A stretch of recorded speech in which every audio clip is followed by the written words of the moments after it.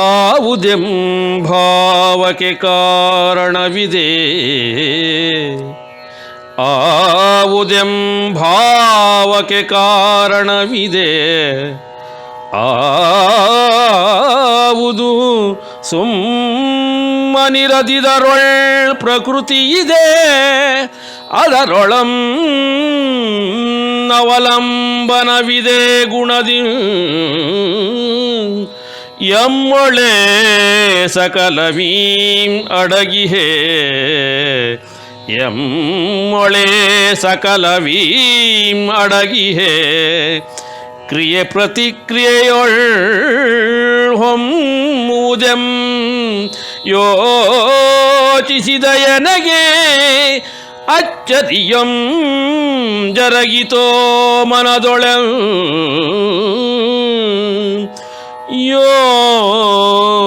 ಯೋಚಿಸಿದಯನಗೆ, ಯೋಚಿಸಿದಯನಗೆ ಅಚ್ಚರಿಯಂ ಜರಗಿತೋ ಮನದೊಳೆಂ.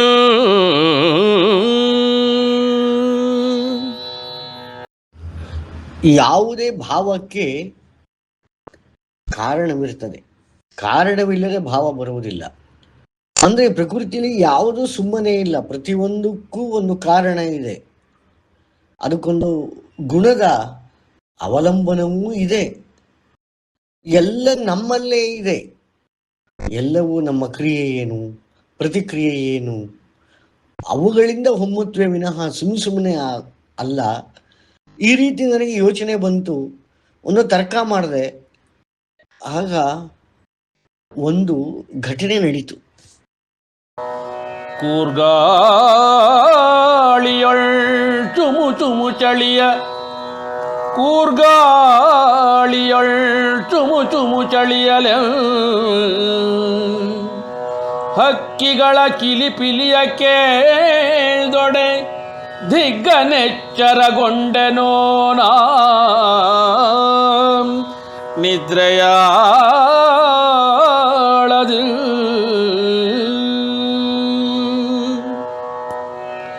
ಬಾನು ಕೆಂಪಾಗುತ್ತಿರೆ, ಬಾನು ಕೆಂಪಾಗುತ್ತಿರೆ, ಬೆಟ್ಟವೆದುರೊಳೆ ಹೊಂಬಣ್ಣವಂ ಫಲಿಸುತ್ತಿರೆ, ಉದ್ಗರಿಸಿತೆನ್ನೊಳು ಮನವೆನ್ ಆಹೆಂದಾಳದು. ಆ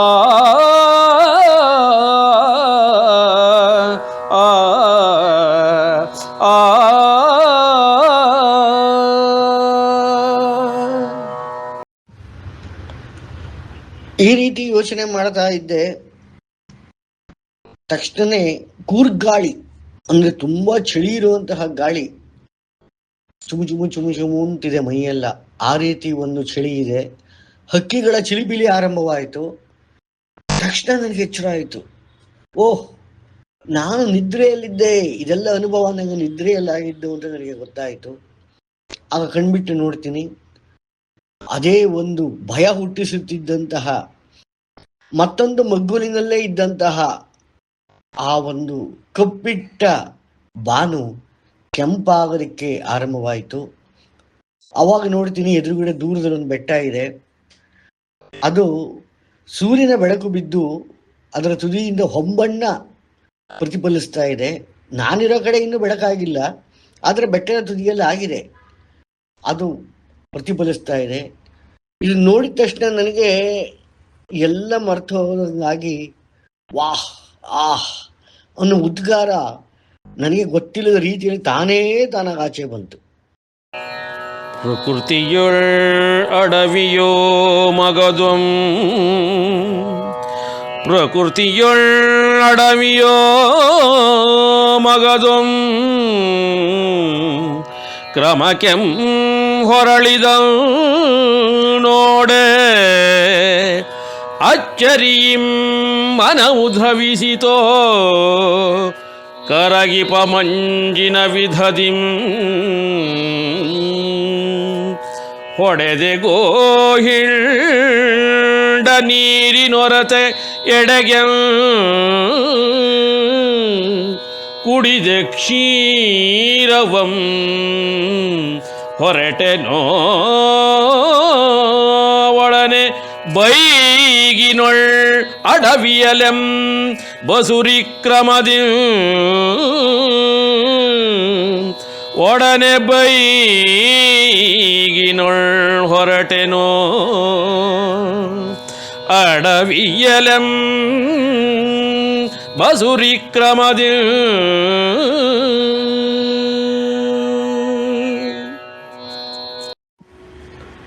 ಈ ರೀತಿ ಭಯಾನಕವಾಗಿದ್ದ ಕಾಡು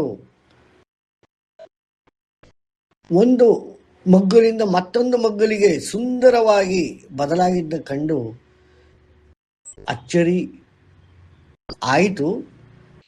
ಆದರೆ ಮನಸ್ಸು ಯಾಕೋ ಕರಗಿ ನೀರಾಗೋ ರೀತಿಯಲ್ಲಿ, ಆಹಾ ಎಷ್ಟು ಸುಂದರ, ನಾನು ರಾತ್ರಿ ಎಷ್ಟು ಭಯ ಬಿದ್ದಿದ್ದೆ. ಅಂದರೆ ರಾತ್ರಿ ಇದ್ದಿದ್ದ ಭಯಕ್ಕೂ ಈಗೂ ಸಂಪೂರ್ಣ ವಿರೋಧವಾಗಿತ್ತು.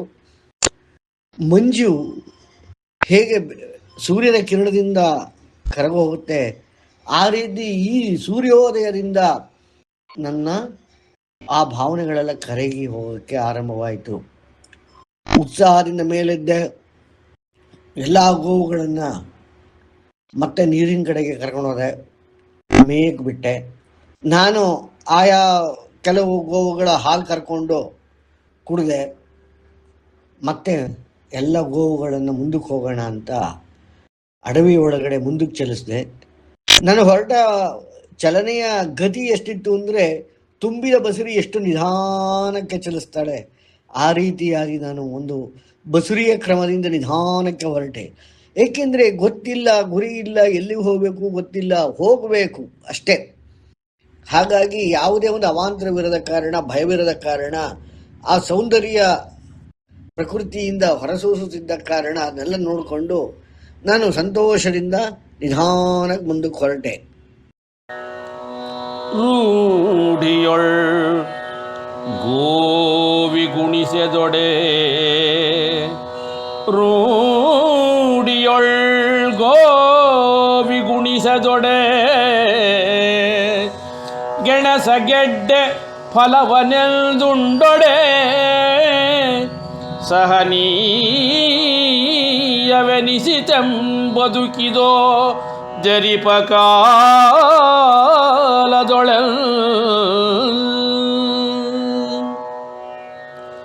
ಗೋಮಾತೆಯರೊಡೆ ಕರುಗಳೋ,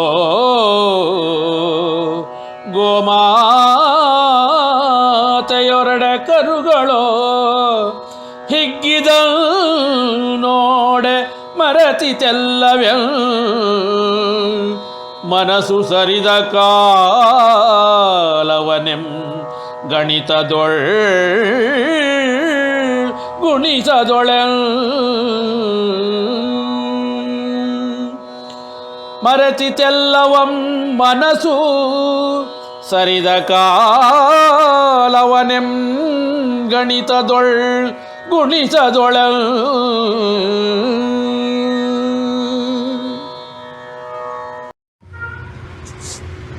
ಹಾಗೆ ಗೋವುಗಳನ್ನು ಪುನಃ ಮೇಯಿಸಿದೆ. ಅಲ್ಲಲ್ಲಿ ಸಿಗುವ ಗೆಡ್ಡೆ ಗೆಣಸುಗಳನ್ನು ಕೆತ್ಕೊಂಡು ನಾನು ತಿಂದೆ. ಒಂಥರ ಪರವಾಗಿಲ್ವೇ ಕಾಡು, ಅಷ್ಟು ನಾನು ಅನ್ಕೊಂಡಷ್ಟೇನು ಕಷ್ಟ ಆಗ್ತಾ ಇಲ್ಲ, ಸಹಿಸ್ಕೋಬಹುದು, ಸಹನೀಯವಾಗಿದೆಯಲ್ಲ ಅಂತ ಅನ್ನಿಸ್ತು ಅಷ್ಟೊತ್ತು ಕಳೆದ ಕಾಲದಿಂದ. ಜೊತೆಗೆ ನೋಡ್ತೀನಿ ಕರುಗಳು ಕೂಡ ಬಾಲ ಎತ್ಕೊಂಡು ಕುಣಿದಾಡ್ತಾ ಇವೆ ಹಿಗ್ಗಿನಿಂದ. ಅದನ್ನು ನೋಡಿ ಗೋಮಾತೆಯರು ಸಂತೋಷ ಪಡ್ತಾ ಇದ್ದಾರೆ. ಇದೆಲ್ಲ ನೋಡಿ ನನಗೆ ತುಂಬ ಸಂತೋಷ ಆಯಿತು. ನಾನು ಎಲ್ಲಿದ್ದೆ, ಎಲ್ಲಿಂದ ಬಂದೆ, ಎಷ್ಟು ಸಮಯ ಆಯಿತು, ಯಾವುದು ನನ್ನ ಲೆಕ್ಕಕ್ಕೆ ಬರದಂಗಾಗೋಯ್ತು. ಪೂರ್ವಾಶ್ರಮವಂ ನೆನೆದೊಡೆ ವ್ಯಥೆಯೋ, ಪೂರ್ವಾಶ್ರಮವಂ ನೆನೆದೊಡೆ ವ್ಯಥೆಯೋ, ಮೊಗೆದೆನ್ನ ಮನವಂ ನೆಗೆದೆಂ ಭೂತಿಸುತ್ತಿತ್ತೋ ಜಿಗದ ಭಾವದೆ ರಸೂಲ್ಲಾಸದಲೆಂ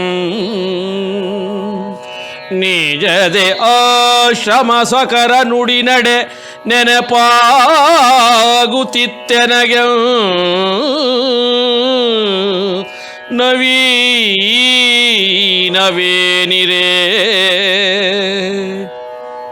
ನಿಜದೆ ಆಶ್ರಮ ಸಕರ ನುಡಿ ನಡೆ ನೆನಪಾಗುತ್ತಿತ್ತೆನಗೆ ನವೀನವೇನಿರೇ ಪುನರಾವರ್ತನೆಯೊಳ್ ಆವರ್ತದಲೆಂ ಆ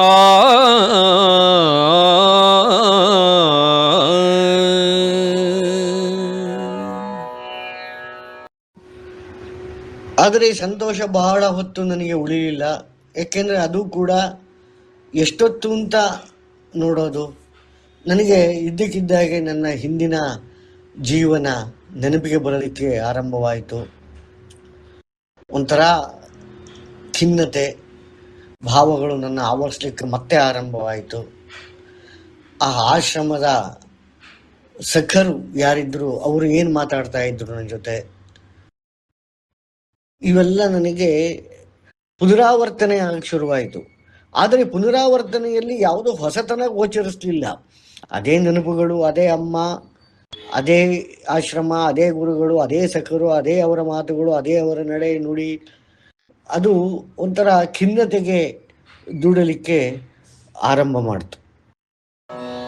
ವೈಖರಿ ಸಂವಹನವಂ ಮರೆತೊಡೆ ವೈಖರಿ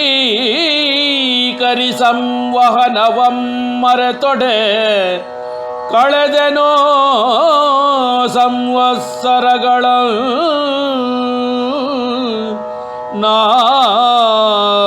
ಅಡವಿಯೊಳೆ ಕಾಲವೆಂದೆಣಿಸೆ ಗಣಿಸದೊಳಗೆ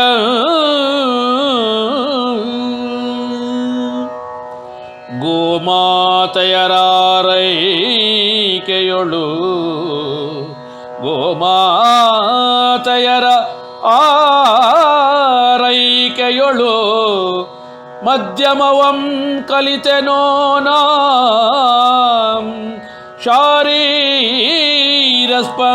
ಶಾರೀರಸ್ಪಂದನೆಯೊಳ್ ಸಂವಹನದೊಳ ಸಂಪರ್ಕದಿ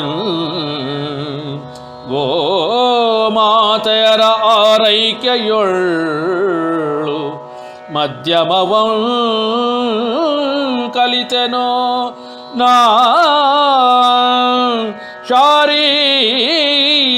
ಶಾರೀರಸ್ಪಂದನೆಯೊಳ್ ಸಂವಹನದೊಳ ಸಂಪರ್ಕದಿ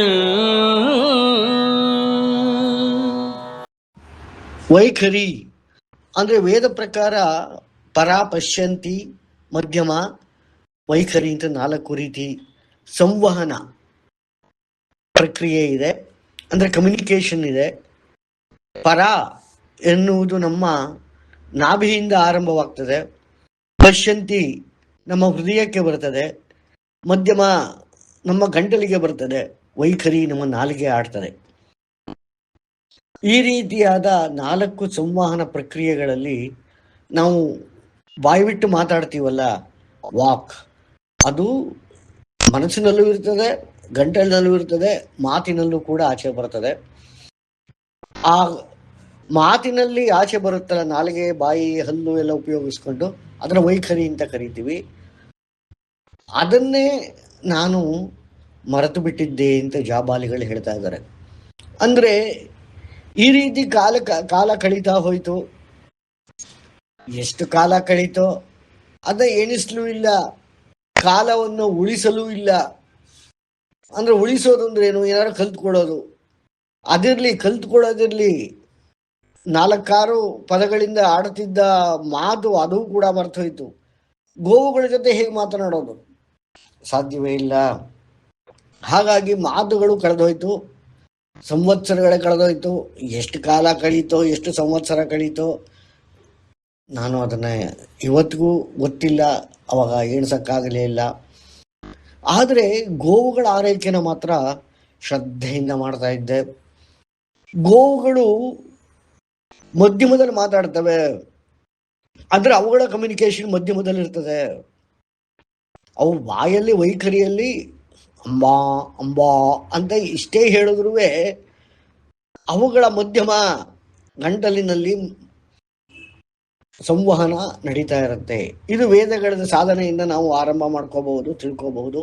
ಉದಾಹರಣೆಗೆ ಓಂಕಾರವನ್ನು ನಾವು ಮಧ್ಯಮದಲ್ಲೇ ಹೊಮ್ಮಿಸುವಂತಹ ಅಭ್ಯಾಸ ಮಾಡಿ ಅದನ್ನು 64 ಸೆಕೆಂಡ್ಗಳ ಕಾಲ ಒಂದು ಓಂಕಾರವನ್ನು ನಾವು ಹೊಮ್ಮಿಸಲಿಕ್ಕೆ ಸಾಧ್ಯವಾದರೆ ಗಂಟಲಿನಿಂದ, ಆಗ ನಮಗೆ ಈ ಒಂದು ಸಂವಹನ ಗೊತ್ತಾಗ್ತದೆ. ಎಲ್ಲ ಪ್ರಾಣಿ ಪಕ್ಷಿಗಳ ಸಂವಹನ ನಮಗೆ ತಿಳಿತದೆ. ಇದೆಲ್ಲ ಏನು ಗೊತ್ತಿಲ್ಲ ಜಾಬಾಲಿ ಅವರಿಗೆ. ಆದರೆ ಅಲ್ಲಿ ಏನಾಗಿದೆ, ಮಾತನಾಡೋದು ಯಾರ ಹತ್ರ ಮಾತಾಡೋದು? ಕಾಡು, ಗೋವು, ಮರ, ನೀರು, ಪ್ರಕೃತಿ. ಆಲ್ಮೋಸ್ಟ್ ಬಹುಶಃ ಮರ್ತೇ ಹೋಯ್ತು ಇವರಿಗೆ ಯಾವುದು ವೈಖರಿ. ಇವರು ಕೂಡ ಮನಸ್ಸಿನಲ್ಲಿ ಸಂವಾದ ಮಾಡೋರು, ಅಂದರೆ ಅಂತಿದ್ದರೆ ಗಂಟ್ಲಲ್ಲಿ ಶಬ್ದ ಹೊರಡಿಸೋರು, ಆ ಗೋವುಗಳು ಹೊರಡಿಸೋವು. ಅದರಲ್ಲಿ ಮಾತ್ರ ಇವರು ಎಕ್ಸ್ಪರ್ಟ್ ಆಗಿಬಿಟ್ರು. ಅವುಗಳ ಆರೈಕೆಯಲ್ಲಿ ಇದನ್ನ ಗೊತ್ತಾಯಿತು. ಈ ಒಂದು ಹೊಸ ವಿದ್ಯೆಯನ್ನು ಕಲಿತರು. ಆದರೆ ಅವ್ರಿಗೆ ಅವಾಗ ಗೊತ್ತಿಲ್ಲ ಇವೆಲ್ಲ ವಿದ್ಯೆ ಅನ್ನೋದು. ಪರಿಸ್ಥಿತಿ ಹಾಗಿದ್ದು ಹಾಗಾಗೋಯ್ತು.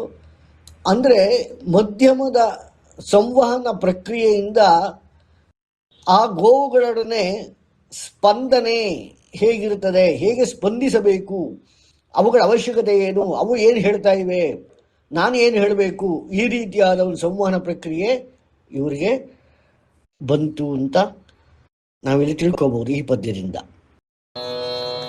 ಬರ ಬಿಸಿಲು ಬಿರುಗಾಳಿ ಮಳೆ ಸುಳಿ ಚಳಿ ಕೊರೆಯೊಳ್ ಬಿರುಮೈಯ ನೊಡ್ಡಿದೆ. ಬರ ಬಿಸಿಲು ಬಿರುಗಾಳಿ ಮಳೆ ಸುಳಿ ಚಳಿ ಕೊರೆಯೊಳ್ ಬಿರುಮೈಯ ನೊಡ್ಡಿದೆ.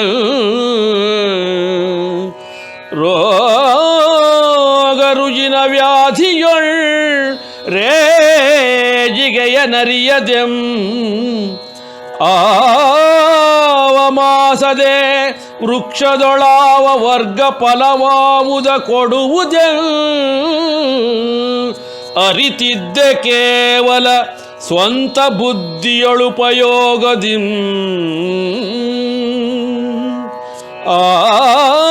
ಆವಮಾಸದೆ ವೃಕ್ಷದೊಳಾವ ವರ್ಗ ಫಲವಾವುದ ಕೊಡುವುದೆಂ.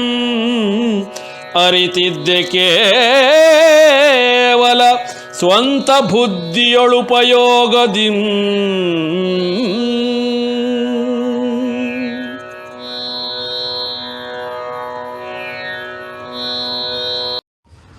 ಬರಬಿಸಿಲು, ಬಿರುಗಾಳಿ, ಮಳೆ, ಸುಳಿ, ಚಳಿ, ಕೊರೆ, ಇದೆಲ್ಲದರಲ್ಲೂ ನಾನು ನನ್ನ ದೇಹವನ್ನು ಒಡ್ಕೊಂಡ್ಬಿಟ್ಟಿದ್ದೆ. ಸುಟ್ಕೊಳಕ್ಕೆ ಒಂದು ತುಂಡು ಪಂಚೆ ತಗೊಂಡೋಗಿದ್ದ ಪಾಪ, ಅದು ಎಲ್ಲೋ ಹರಿದು ಕೋಪಿನ ಥರ ಮಾಡಿಕೊಂಡು ಹಾಕೊಂಡಿದ್ನೇ ವಿನಃ ಇನ್ನೇನು ಮೈ ಮೇಲೆ ವಸ್ತ್ರವಿಲ್ಲ, ಮುಚ್ಕೊಳ್ಳೋದಕ್ಕೆ ಮೈನ ಏನೂ ಇಲ್ಲ. ಆದರೆ ಅವ್ರು ಇವಾಗ ಹೇಳ್ತಾ ಇದ್ದಾರೆ ನೋಡಿ, ನಾನು ಅವಾಗ ಆ ಥರ ಇದ್ದೆ, ಎಲ್ಲದಕ್ಕೂ ಮೈ ಒಡ್ಕೊತಾ ಇದ್ದೆ, ಯಾವುದಕ್ಕೂ ನಾನು ಮರೆ ಮಾಡ್ಕೋತಾ ಇತ್ತಿಲ್ಲ. ಬಿಸಿಲಿಗಾಗಲಿ, ಗಾಳಿಗಾಗಲಿ, ಮಳೆಗಾಗಲಿ, ಚಳಿಗಾಗಲಿ, ಅದು ಎಂಥ ಬಿರುಗಾಳಿ ಆದರೂ ಸರಿ, ಎಂಥ ಚಳಿ ಆದರೂ ಸರಿ, ಆ ಥರ ನಾನು ಇದ್ದಿದ್ದರಿಂದ ದೇಹ ಎಷ್ಟು ಗಟ್ಟಿಯಾಗಿತ್ತು ಅಂದರೆ, ನಾನು ಅಷ್ಟು ವರ್ಷಗಳ ಕಾಲದಲ್ಲಿ ಒಂದು ಸರಿನಾದರೂ ನನಗೆ ರೋಗ ರುಜಿನ ವ್ಯಾಧಿ ಏನೂ ಇಲ್ಲ, ಯಾವ ರೇಜಿಗೆನೇ ಇಲ್ಲ, ದೇಹದ ಕಡೆಯಿಂದ ನನಗೆ ಯಾವ ರೇಜಿಗೆ ಇತ್ತಿಲ್ಲ ಅಂತ ಹೇಳ್ತಾ ಇದ್ದಾರೆ. ಅಂದರೆ ನಾವು ಅರ್ಥ ಮಾಡ್ಕೋಬೇಕಾಗಿರೋದೇನು ಈ ಮಾತಿನಿಂದ ಅಂತಂದರೆ, ಪ್ರಕೃತಿಯೊಡನೆ ಯಾರು ತಮ್ಮ ದೇಹವನ್ನು ಹೊಂದಿಸಿಕೊಳ್ತಾರೆ ಅವರಿಗೆ ರೋಗ ರುಜಿನ ವ್ಯಾಧಿ ಬಾಧೆ ಯಾವುದು ಬರೋದಿಲ್ಲ ಅನ್ನೋದನ್ನು ನಾವಿಲ್ಲಿ ಈ ಒಂದು ವಿಚಾರ ನಾವು ತಿಳ್ಕೋಬೇಕು. ಅದೇ ಕ್ಷಣಕ್ಕೆ ಇನ್ನೊಂದು ವಿಚಾರ ಇವರಿಗೆ ಗೊತ್ತಾಗಿತ್ತು. ಯಾವ ಮಾಸದಲ್ಲಿ ಯಾವ ಮರದಲ್ಲಿ ಯಾವ ಫಲ ಕೊಡುತ್ತೆ, ಅದು ಯಾವ ರೀತಿ ಇರುತ್ತೆ, ಇದೆಲ್ಲ ಗೊತ್ತಾಗೋಗ್ಬಿಟ್ಟಿತ್ತು.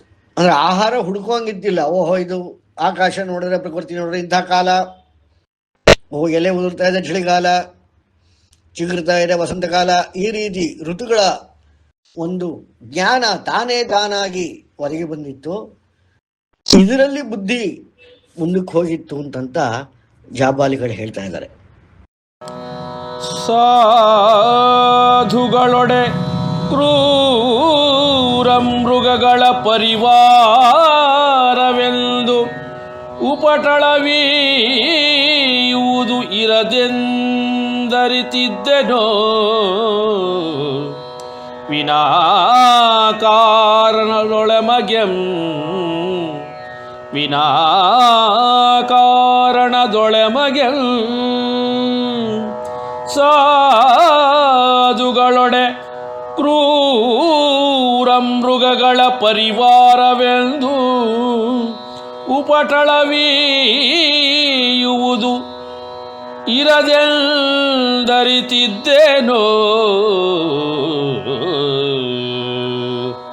ಅಡವಿ ಸಂಸ್ಕೃತಿಯಂ ಕರಗತ ಮಾಡಿಕೊಂಡೊಡೆ, ಅಡವಿ ಸಂಸ್ಕೃತಿಯಂ ಕರಗತ ಮಾಡಿಕೊಂಡೊಡೆ, ಪೂರ್ವವಂ ತ್ಯಜಿಪೇ ನಾಂ ಚರಿಪಿದ್ದನೆ ಹಿಂಡ ಜೊತೆ ಜೊತೆಗೆ ಋಷಿ.